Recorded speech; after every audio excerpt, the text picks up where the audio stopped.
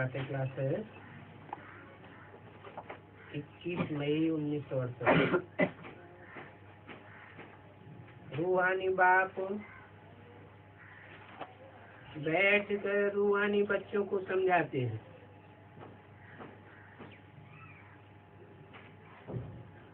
इसको कहा जाता है रूहानी ज्ञान व स्पिरिचुअल नॉलेज। स्पिरिचुअल नॉलेज सिवाय सुप्रीम स्पिरिट की और कोई सुनाई नहीं सकता।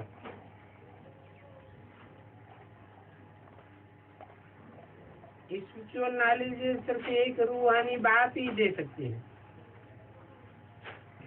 और कोई भी मनुष्य मात्र में रूहानी नॉलेज होती नहीं।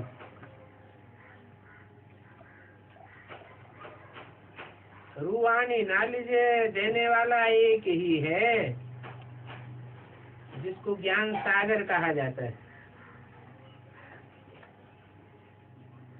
हर एक मनुष्य में अपनी अपनी खूबी होती है।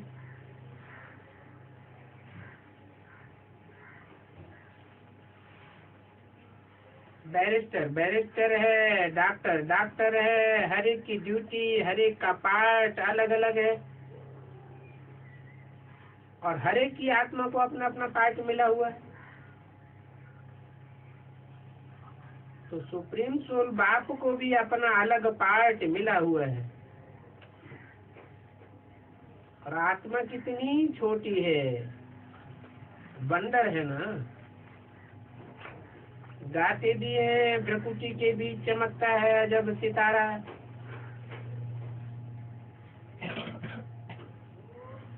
ये भी गाया जाता है, निराकार आत्मा का शरीर ये तख्त है।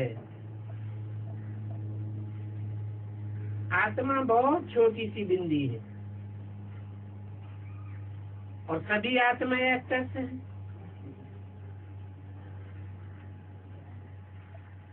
कोई भी आत्मा का एक जन्म का फीचर न मिले दूसरे से।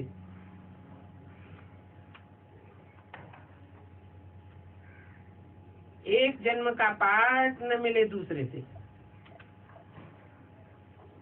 किसको भी पता नहीं है कि हम पास्ट में क्या थे।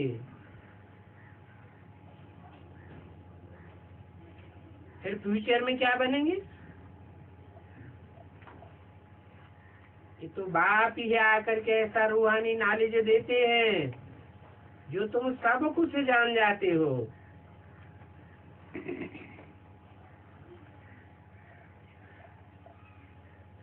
बाप बैठकर संगम पर समझाते हैं।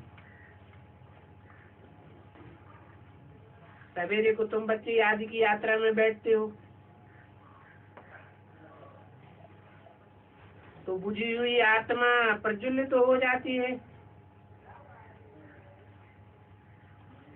क्योंकि आत्मा में अनेक जन्मों की बहुत जंक लगी हुई है।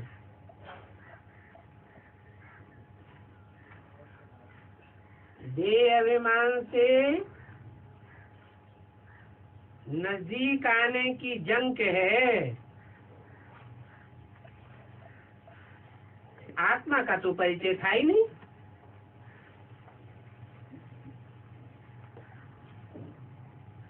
देह की देह से उपासना करते रहे।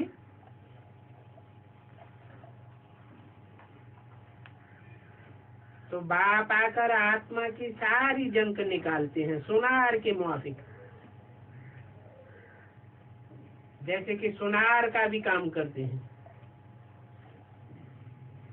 पतित आत्माएं जिनमें खाद पड़ी हुई है उनको प्योर बनाते हैं। विकारों की खाद तो पड़ती है ना।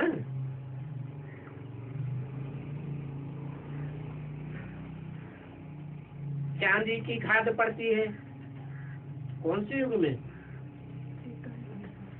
त्रेता युग में। तांबा की खाद द्वापर युग में। और लोहे जैसी आत्माओं का संग का रंग लगता है कलयुग में।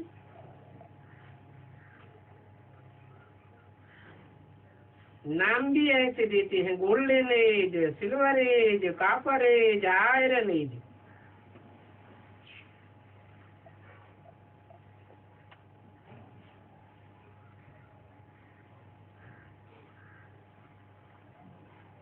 सतो प्रधान, सतो रजो तमो,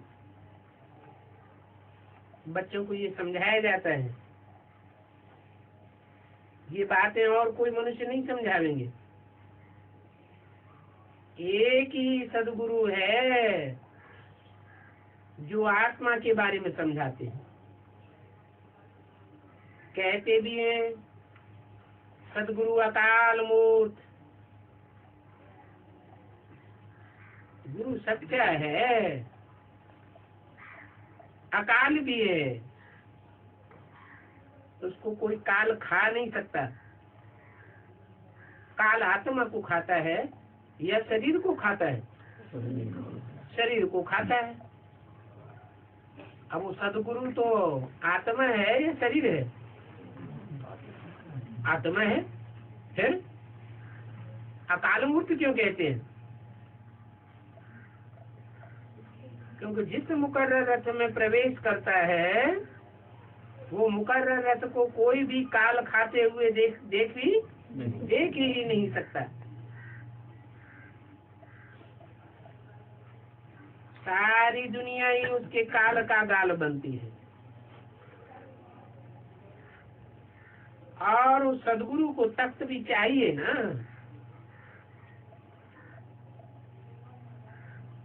जैसे तुम आत्मा का अपना अपना तख्त है तो उनको भी अपना तख्त लेना पड़ता है।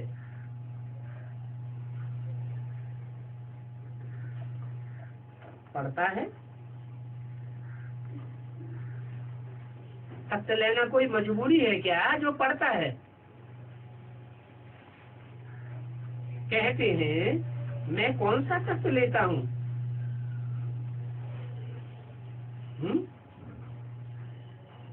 ये दुनिया में तो कोई को पता नहीं है कि मैं कौन सा तख्त लेता हूँ।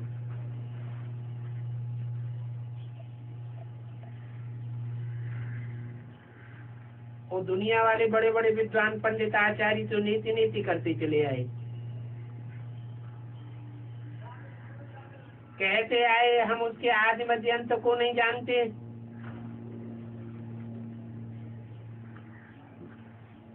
तुम बच्चे भी समझते हो, पहले पहले हम भी कुछ नहीं जानते थे। कुछ नहीं जानते थे अर्थात बेसमझ कहा जाता। भारतवासी समझते हम बहुत समझदार थे, विश्व का राजभाग हमारा था। अभी बेसमझ बन पड़े तो कुछ भी नहीं जानते। शास्त्रों में तो बहुत गपोड़े लिखे हुए हैं। लिख दिया है कल्प की आयु इतनी, ईश्वर सर्वव्यापी है। अरे ये भूसा कहाँ से आया? सारा भूसा ही भूसा बुद्धि में भरा हुआ है।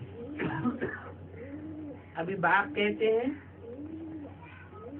ये शास्त्र भले कुछ भी पढ़े हो, अभी तो ये सभी भूल जाओ, सिर्फ एक बाप को याद करो। अपने घरगस्त व्यवहार में भी भल रहो। सन्यासियों के जो फॉलोअर्स होते हैं वो भी अपने अपने घर में रहते हैं ना।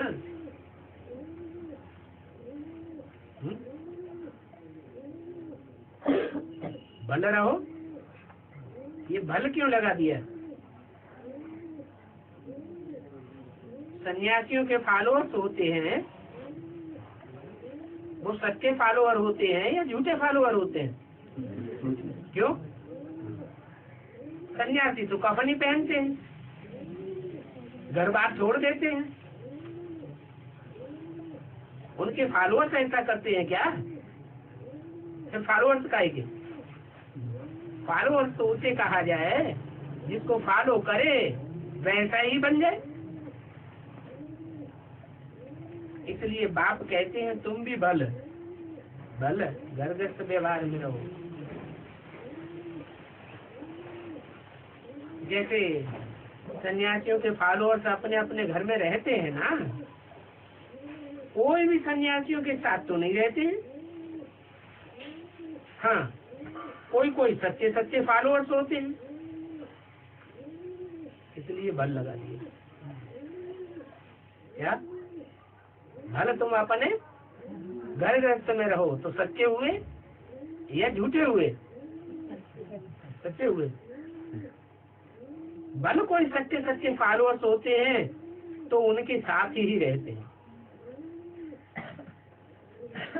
इसलिए भले लगा दिया। तुम भी भले अपने घर गृहस्थ में रहो।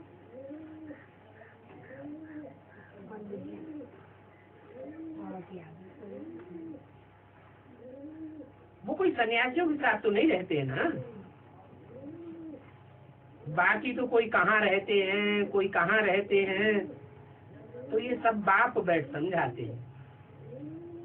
क्या बात? चाहे दुनियावी सन्यासी हो, गुरु लोग हो, और चाहे यहाँ ये सच्चा सदगुरु हो, फॉलोअर्स तो दो तरह के होते हैं।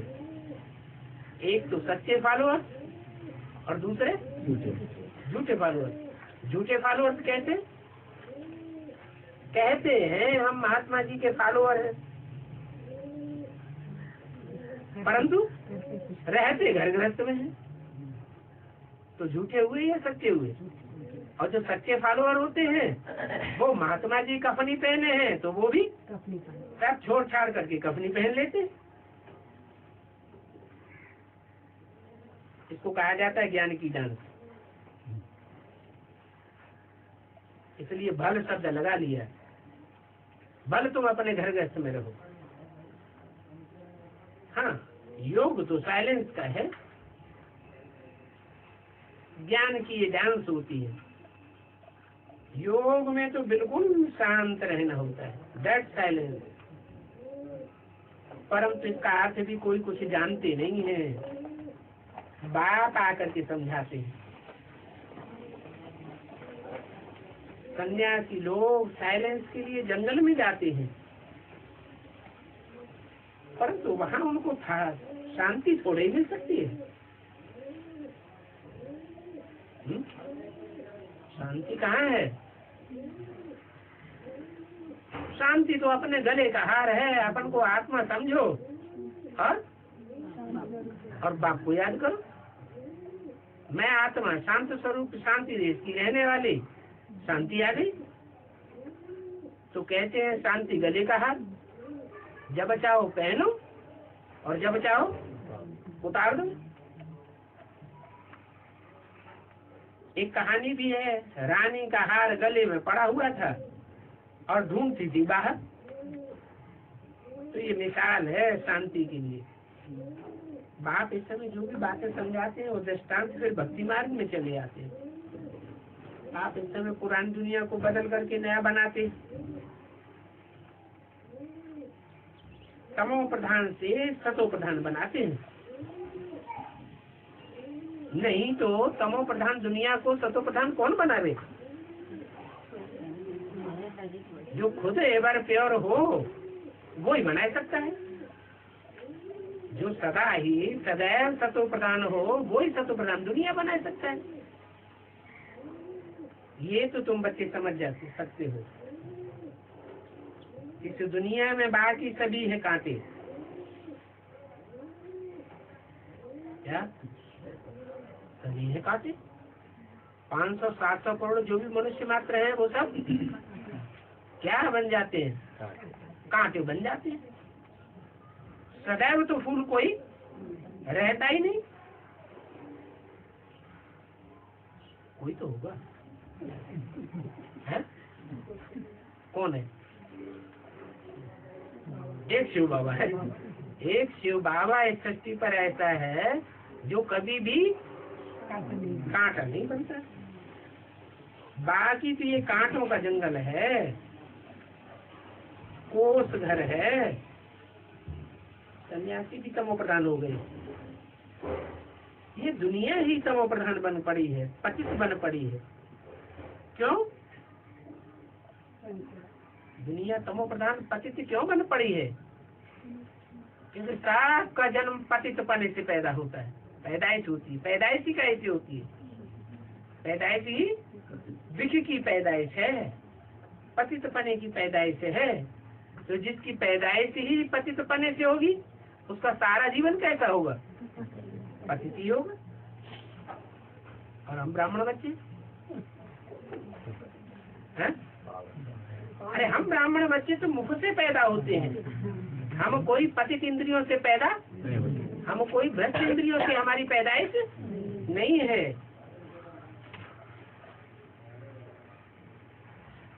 देवताएं भी विष से पैदा नहीं होते, परंतु वह तो सतयुग में थे, अभी तो देवताएं नहीं है। उनको कहा जाता है संपूर्ण निर्विकारी। देवताओं को संपूर्ण निर्विकारी क्यों कहा जाता है? क्योंकि उनकी पैदाइश ही भ्रष्ट इंद्रियों से नहीं होती है। वो है बाइफ्लेश वर्ल्ड, 5 विकार वहाँ होते ही नहीं। अक्षर कहते हैं परंतु इसका अर्थ नहीं समझते कि सतयुग बाइफ्लेश वर्ल्ड कैसे है। पत्थर बुद्धि है, पत्थर बुद्धि रहते ही कलयुग में है। पारस बुद्धि होते हैं सतयुग में। पारस बुद्धि फिर पुनर्जन्म लेते लेते पत्थर बुद्धि बने। नीचे गिरने का कारण क्या हुआ? पारस बुद्धि जो है वो पत्थर बुद्धि कैसे बन गए? पुनर्जन्म लेते लेते बार बार जन्म के चक्र में आते आते पत्थर बुद्धि बन गए। ये तो तुम जानते हो कि तुम ये पूज्य सो पुजारी बनते हो। बाबा के लिए तो ऐसे नहीं कहा जाता। कैसे कि बाबा पूज्य बनता है फिर बाबा पुजारी बनता है? बनने का तो सवाल ही नहीं। वो तो सदैव एवर पूज्य है ही है। बाप कभी पुजारी नहीं बनते। पुजारी बने तो किसकी पूजा करें? हैं? उनसे ऊंच तो कोई, ऊंच पवित्र तो कोई है ही नहीं। फिर भी देखो उनको कितना कलंकित कर देते हैं। इस दुनिया में सबसे ज्यादा कलंक किसको लगाए जाते हैं? हैं? सबसे ज्यादा कलंक लगाए जाते हैं शिव बाबा को, फिर ब्रह्मा बाबा को। तो कितना कलंकित कर दिया है। जबकि बाप न पूज्य बनते हैं और न पुजारी बनते। फिर भी कह देते हैं ठिक्कर में है, भिक्तर में है। ठिक्कर माने मिट्टी का ढेला, हाँ, जिसमें जिसको ठोकर लगे तो बिखर जाता है। तो समझते हैं कि ऐसे ठिक्कर बुद्धियों में भी भगवान आता है। अब भगवान कोई ऐसे अनिश्चय बुद्धियों में आएगा कि थोड़ी सी माया की ठोकर लगे और बिखर जाए, अनिश्चय बुद्धि बन जाए? बाप निश्चय बुद्धि में प्रवेश करेगा या अनिश्चय बुद्धि में प्रवेश करेगा? पक्का जो निश्चय बुद्धि होगा उसमें प्रवेश करेगा। फिर कहते हैं भित्तर बुद्धि में। भित्तर माने भीत, दीवार। जो ज्ञान के रास्ते में दीवार बन करके खड़े हो जाते हैं, न खुद आगे बढ़ते हैं और न दूसरों को ज्ञान लेने देते हैं। क्या ऐसे हैं कि नहीं? खुद भी ज्ञान नहीं लेते और दूसरों को भी ज्ञान सुनने नहीं देते। ऐसे ज्ञान मार्ग में भीत की तरह, दीवार की तरह अड़कर खड़े हो जाने वालों में भगवान बाप प्रवेश नहीं करते। ये तो ग्लानि करती है कि कण कण में आता हूँ। तो पत्थर भित्ता कण कण में कह देते हैं परमात्मा है। बाप कहते हैं ये बिल्कुल ही जंगली जानवर है। बाप को भी पत्थर भित्तर बनाए दिया। अरे तुम्हारा बाप है, आत्माओं का भी बाप है और मनुष्य सृष्टि का भी बाप है, तो अपने बाप को गाली देनी चाहिए क्या? है? उसको भी पत्थर भित्तर में ठोक देते। तब बाप कहते हैं जब जब भारत में ग्लानि होती है, तब तब मैं आता हूँ। क्या ग्लानि होती है? सबसे बड़ी से बड़ी ग्लानि क्या होती है भारत में? कितना ऊंचे से ऊंचे बाप, ऊंच से ऊंच बाप ऊंच से ऊंच में प्रवेश करेगा या कण कण नाचीज में प्रवेश करेगा?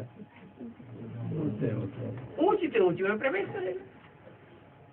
तो जब ऐसी ग्लानि हो जाती है तब मैं आता हूँ और आकर के बताता हूँ कि मैं तो इस मनुष्य सृष्टि का जो बीज बाप है, तुम्हारा सबका बाप है, मैं उसमें प्रवेश करता हूँ, मुकर्रर रस में प्रवेश करता हूँ। तुम उन साधु संतों से भी पूछ सकते हो, वो लोग तो सिर्फ ऐसे ही श्लोक पढ़ते रहते हैं, अर्थ कुछ भी नहीं जानते। तो उनसे पूछो कि देखो गीता में लिखा हुआ है कि भगवान कहते हैं मैं इन साधुओं का भी उद्धार करता हूँ।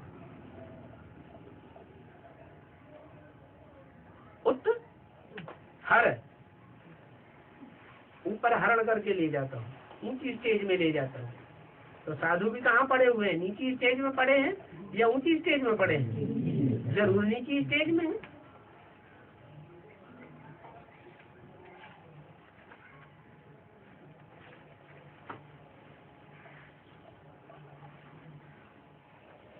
तो जब साधुओं का भी उद्धार भगवान को ही आके करना होता है तो इससे साबित होता है कि तुम पतित हो या पावन हो। तुम तो खुद पतित है। 21 मई 1968 की वाणी का दूसरा पेज। पतित हो तब तो पाप काटने के लिए गंगा स्नान करने जाते हो। वो समझते हैं शरीर ही पतित बनता है, आत्मा तो निर्लेप है, आत्मा पर कभी लेप छेप चढ़ता ही नहीं, आत्मा तो पतित बनती ही नहीं। बाप कहते हैं पहले पहले आत्मा पतित बनती है, तब शरीर भी पतित बनता है। सोने में खाद पड़ेगी तभी तो जेवर खराब बनेगा। सोना ही अगर पावन होगा तो जेवर कैसा बनेगा? पावन ही बनेगा। तो देखो ये भी नहीं जानते कि सोने में ही खाद पड़ती है, फिर जेवर ऐसा बनता है। परंतु वो सभी है भक्ति मार्ग वाले। इसमें तो जैसे कि बादशाह हैं, बड़े बड़े साधु संत ऋषि मुनि महात्मा आदि भक्ति मार्ग में, प्रेसिडेंट प्राइम मिनिस्टर आदि जो भी बड़े बड़े अथॉरिटी वाले होंगे वो भी उनके आगे जाकर के माथा झुका देंगे। किनके आगे? साधु संत महात्माओं के आगे। जो दुनिया के बड़े बड़े हैं, चाहे राजनेताएं हों और चाहे धर्म के बड़े बड़े धर्माधीश हों, वो सब बाप के सामने आगे नहीं झुकते हैं। बाप कहते हैं ये महर्षि योगी, ये जो भी आते हैं ये सब सर्वव्यापी कहने वाले हैं। सर्वव्यापी कहेंगे तो लोग मानेंगे कि हाँ इनमें भी भगवान बाप आता होगा। अपन को भगवान सिद्ध करने के लिए ये रास्ता निकालते हैं। नहीं तो मैं तो एक व्यापी हूँ, न कि सर्वव्यापी हूँ। कण कण में परमात्मा कह देते हैं, उनको किसकर भीतर में कहे अपन को, फिर कह देते हैं हम ब्रह्मास्मि, हम ही ब्रह्मा हैं, हम सभी ईश्वर हैं, सर्वव्यापी ईश्वर हो गए। बाप समझाते हैं हर एक में तो आत्मा विराजमान है, हर एक में परमात्मा विराजमान नहीं है। कहा भी जाता है जीव आत्मा। किसकी आत्मा? जीव की आत्मा, अर्थात जीवित आत्मा। जीव परमात्मा तो नहीं कहा जाता है। परमात्मा कोई जीवन धारण करता है क्या? आत्मा जीवन धारण करती है 84। परमपिता परमात्मा 84 जन्मों के चक्कर में नहीं आते हैं। हाँ, महान आत्मा कहा जाता है, महान परमात्मा थोड़ा ही कहा जाता है। महान आत्मा को महात्मा कहेंगे, पाप आत्मा को पाप आत्मा कहेंगे। पाप परमात्मा कहा जाता है क्या? परमात्मा तो पाप और पुण्य दोनों से न्यारा है। आत्मा ही पार्ट बजाती है, भिन्न भिन्न शरीर लेती है, पार्ट बजाती है। तो योग है बिल्कुल साइलेंस। फिर ये है ज्ञान की डांस। बाप की डांस उन्हों के सामने होगी जो ज्ञान के शौकीन होंगे। क्या? जिनको ज्ञान की लेन देन का कोई शौक ही नहीं होगा, तो उनके सामने बाप की डांस भी नहीं होती है। बाप जानते हैं इन बच्चों में कितना ज्ञान भरा हुआ है, कितना उनमें योग का नशा है। टीचर तो जानता होगा ना, बाप भी जानते हैं कौन कौन अच्छे गुणवान बच्चे हैं। अच्छे अच्छे बच्चों को ही जहाँ तहाँ बुलावा होता है। क्या? अच्छे बच्चों की पहचान क्या बताई?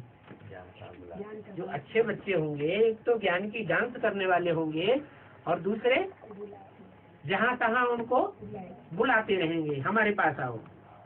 तो बच्चों में भी नंबरवार है, प्रजा भी नंबरवार, पुरुषार्थ संसार बनती है। ये स्कूल अथवा पाठशाला है, पाठशाला में हमेशा नंबरवार बैठते हैं। समझ सकते हैं ये फलाना होशियार है, ये मीडियम है। यहाँ तो ये बेहद का क्लास है। अभी इसमें किसी को नंबरवार बैठा ही नहीं सकते।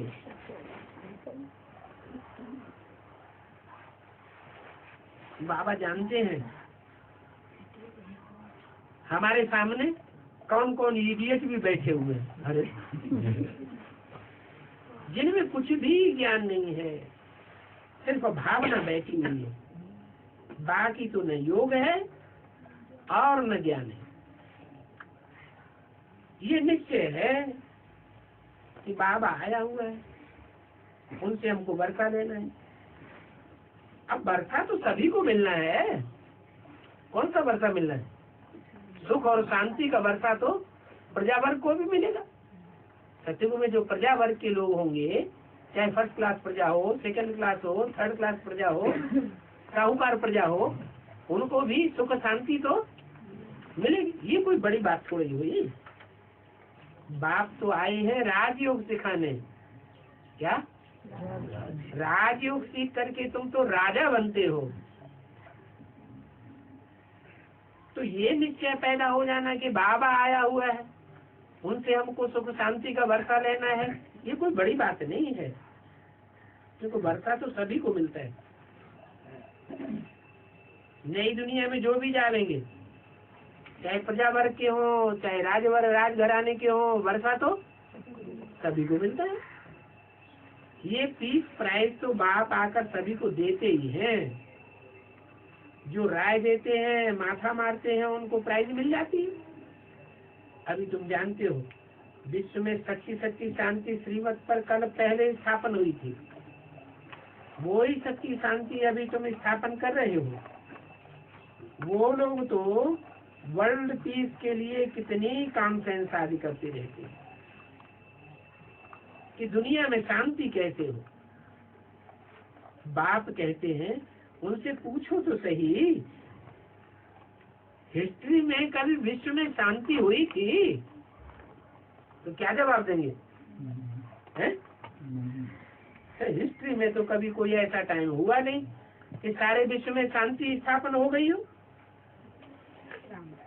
कब किसी ने सुनी कि सारे विश्व में शांति स्थापन हुई थी?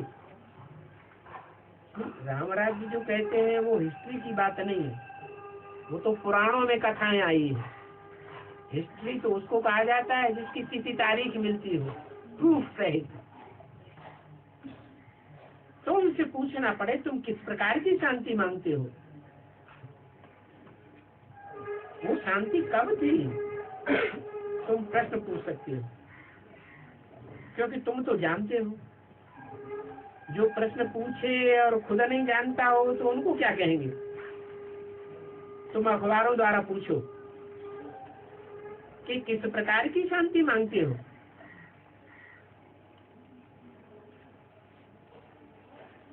शांति का देश तो है शांति धाम, और दूसरा सुखधाम। तो उनको बताना पड़े कि शांति धाम को याद करो और सुखधाम को याद करो। सृष्टि का चक्र कैसे पूरा होता है सो आकर समझो। ज्ञान न होने के कारण शास्त्रों आदि में कितने गपोड़े लगाए थे। तुम बच्चे जानते हो अभी हम डबल सिर ताज बनते हैं। कौन सा डबल सिर ताज है? एक तो पवित्रता का ताज होगा और दूसरा और दूसरा होगा नई विश्व की संभालने की जिम्मेवारी का भी स्थूल ताज भी होगा। फिर भक्ति मार्ग में सिंगल ताज वाले बनते हैं, वहाँ पवित्रता का डबल ताज उड़ जाता है। परंतु उन विचारों को कुछ भी पता नहीं। उसको कहते ही है कांटों का जंगल। तुम जानते हो हम फूल थे, फिर कांटे बने हैं, फिर अभी फूल बनते हैं। हम देवताएं थे, अभी मनुष्य बन गए हैं। देवताओं को देवता कहा जाता है, मनुष्य नहीं कहा जाता। क्यों? देवताओं को देवता क्यों कहते हैं, मनुष्य क्यों नहीं कहते? क्योंकि देवताओं का मन कभी चंचल नहीं होता और मनुष्यों का तो मन चलायमान होता ही रहता है। उनको मनुष्य कहा ही इसलिए जाता है कि वो मनन चिंतन मंथन करने वाले हैं। चाहे खराब मनन चिंतन करें और चाहे अच्छा मनन चिंतन करें, मनुष्य तब ही कहे जाएंगे जब उनका मन का उपयोग हो। दैवी गुण वालों को देवता कहा जाता है। जिनमें अवगुण है वो कहते हैं हम निर्गुण, आर्य में कोई गुण नहीं, कुछ भी जानते नहीं। शास्त्रों में जो बातें सुनी है वही बातें सिर्फ गाते रहते हैं। कहेंगे अच्युतम केशवम राम नारायणम, अब आप तो कुछ भी नहीं समझते। सब देवताओं को मिला करके एक ही श्लोक में भर दिया और सब नामों को भगवान समझते हैं।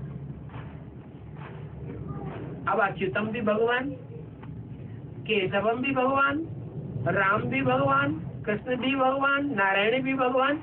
अब सारे भगवान कैसे एक होंगे? तो अर्थ कुछ भी पता नहीं। अब तुम्हारी बुद्धि में तो बैठ ही है क्या कि जो अच्युतम है, आ माने नहीं, च्युत माने गिरे, क्या जो ऊपर से नीचे कभी गिरता नहीं है, वो है शिव है। वो शिव भी अभी आया हुआ है और एक ही प्रैक्टिकल तन में कार्य कर रहा है, एक ही पर्सनालिटी में है। शिव भी है अच्युतम, केशवम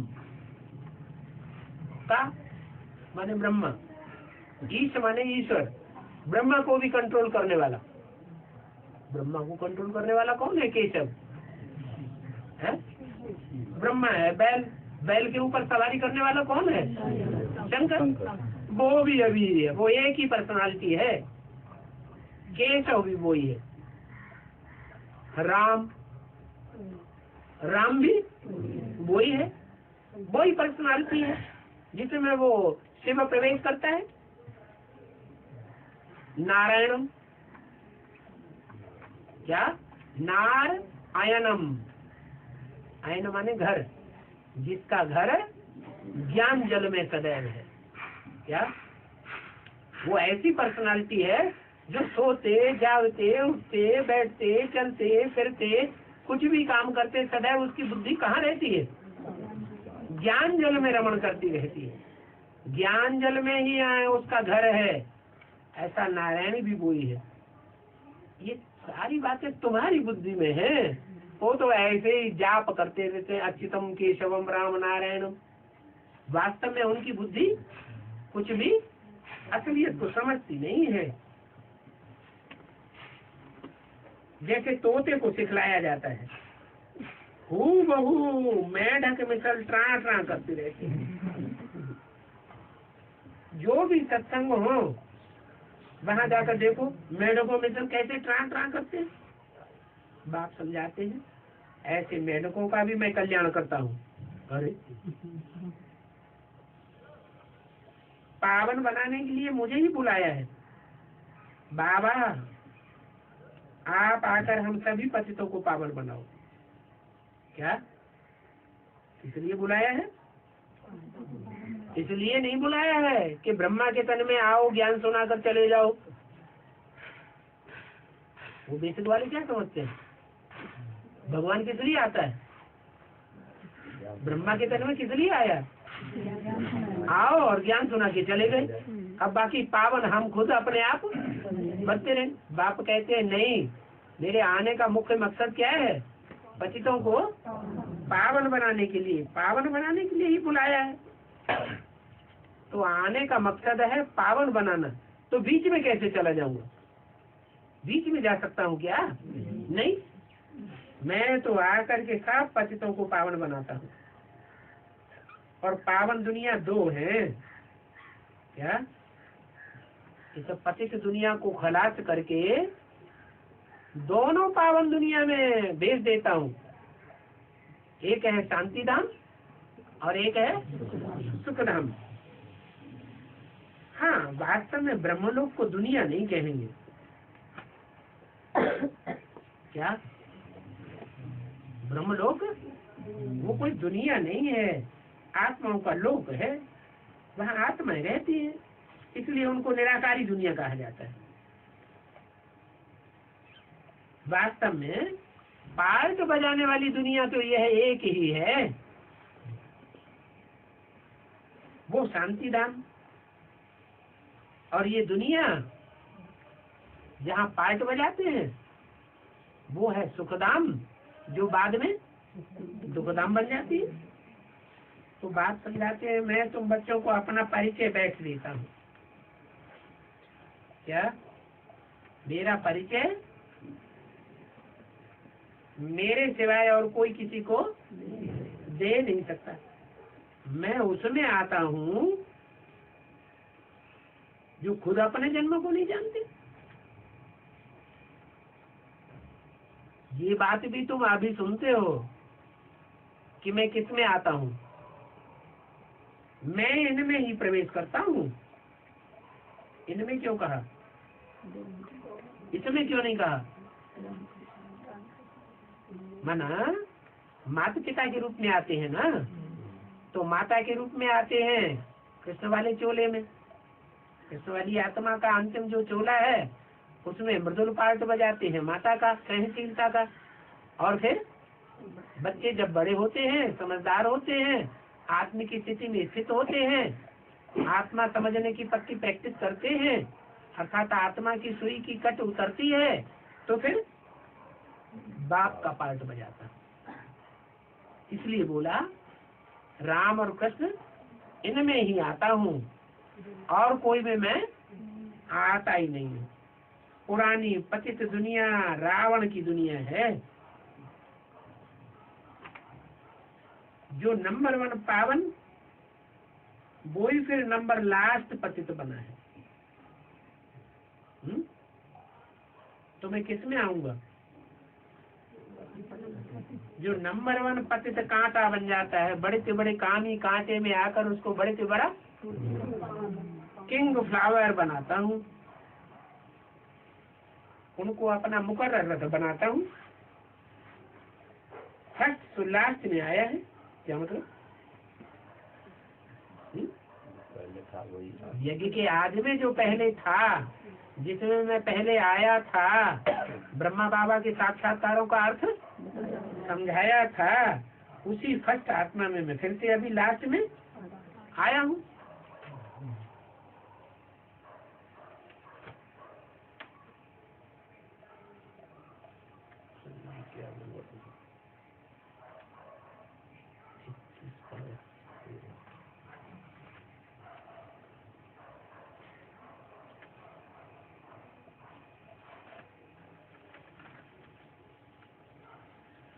फर्स्ट तो लास्ट में आया है, फिर फर्स्ट में जाना है।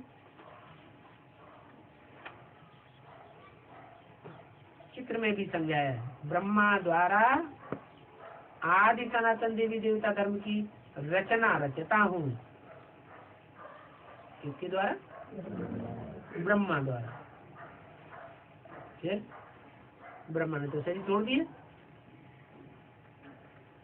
तो द्वारा ही खत्म हो गया, फिर ये वाक्य तो झूठा हो गया है? कि ब्रह्मा द्वारा मैं आदि सनातन देवी देवता धर्म की रचना रचता हूँ।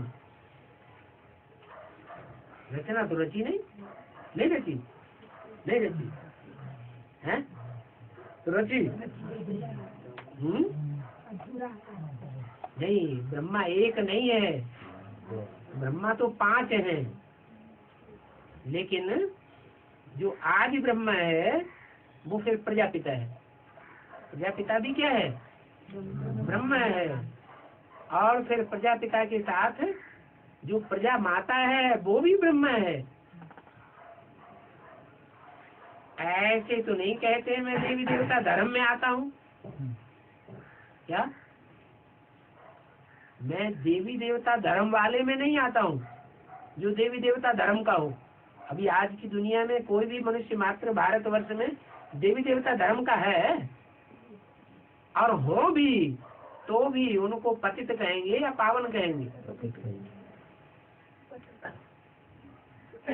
देवता धर्म की आज इस दुनिया में है या नहीं है? है तभी तो कहा गया कि प्रायः लोप होता है देवता धर्म। प्रायः लोप माने पूरा लोप नहीं होता है, कुछ न कुछ रह जाता है। ऐसे ऐसे परिवार आज भी भारतवर्ष में हैं जिनका एक मुखिया होता है?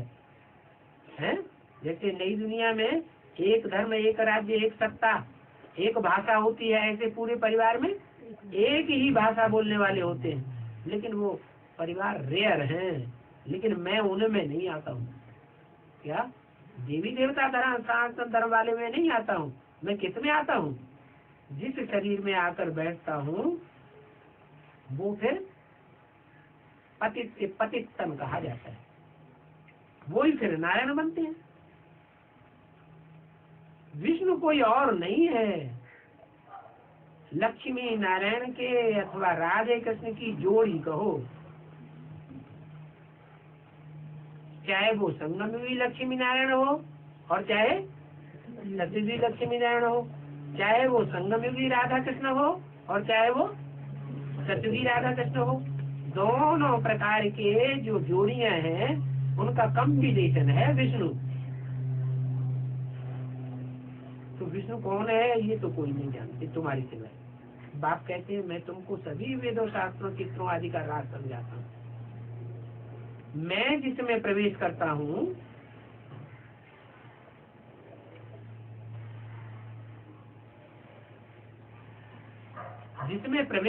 हूँ वह फिर यह बनते हैं। क्या? नारायण। प्रवृत्ति मार्ग है ना। ब्रह्मा और सरस्वती फिर यह बनते हैं। कहाँ? सती वो बनते हैं। इनमें मैं प्रवेश कर ब्राह्मणों को ज्ञान देता हूँ। किनमें? इनमें क्यों कहा? इसमें कह देते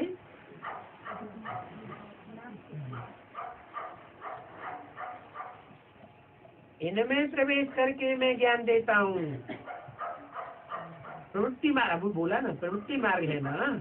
ब्रह्मा और सरस्वती फिर यह बनते हैं। क्या बनते हैं? ब्रह्मा और सरस्वती यह बनते हैं। क्या बनते हैं? लक्ष्मी नारायण। लक्ष्मी नारायण बनते हैं, वो तो सतयुग के बनेंगे। ब्रह्मा सरस्वती सतयुग के लक्ष्मी नारायण बनेंगे। यह बनते हैं, इनमें मैं प्रवेश करता हूँ। चाहे सतयुग के लक्ष्मी नारायण हो और चाहे संगम युग के लक्ष्मी नारायण, मैं इनमें प्रवेश करके तुम ब्राह्मणों को ज्ञान देता हूँ। मैं सीधा शूद्रों को ज्ञान नहीं देता हूँ। किसको देता हूँ? तुम ब्राह्मणों को ज्ञान देता हूँ। तो ये ब्रह्मा भी सुनते हैं। जब ब्राह्मणों को ज्ञान देता हूँ तब ये ब्रह्मा भी सुनते हैं। कैसे? ब्रह्मा ने तो सिर छोड़ दिया, सुनते कैसे? प्रवेश करके ये ब्रह्मा भी सुनते हैं, ये फर्स्ट नंबर में सुनते हैं। ये है बड़ी नदी, कौन? ब्रह्मा है बड़ी नदी, ब्रह्मपुत्री। मेला भी सागर और ब्रह्मपुत्री नदी का लगता है, जहाँ सागर और नदी का संगम होता है। क्या? कौन कौन का संगम होता है? ज्ञान सागर और दुनिया की जो भारतवर्ष की बड़ी से बड़ी नदी है ब्रह्मपुत्र, ये दोनों का मेल हो जाता है हमेशा के लिए संस्कारों का। तो मैं इसमें प्रवेश करता हूँ, यह वह बनते हैं। इनको बनने में 1 सेकंड लगता है। ब्रह्मा से विष्णु बनने में कितना टाइम? 1 सेकंड साक्षात्कार हो जाता है और लिख के झट बैठ जाता है, मैं ये बनने वाला हूँ, विश्व का मालिक बनने वाला हूँ। तो फिर ये गधाई को हम क्या करेंगे? ये गधाई सभी छोड़ दी। कौन सी गधाई है? दुनियावी धंधा धोरी, ये कौड़ियों की कमाई छोड़ दी। तुमको भी मालूम हुआ है ये दुनिया खत्म होनी है। जब तुमको मालूम हुआ तो तुम भी झट भागी। बाबा ने तुमको थोड़ा ही भगाया, तुम खुद ही भागी। हाँ, बच्ची बननी थी। शास्त्र में तो दंत कथाएं लिख दी, ये भी पार्ट है। कहते हैं कृष्ण ने भगाया। अच्छा, कृष्ण ने भगाया तो पटरानी बनाया ना। तुम इस ज्ञान के विषय की महाराजा महाराज बनते हैं, तो महाराजा महारानी बनते हो। और जिनको भगाया वो, उनको भगाया पटरानी बनाने के लिए। ये तो अच्छी बात है ना। फिर इसमें गाली खाने आदि की तो बात ही नहीं। गाली क्यों देते हैं?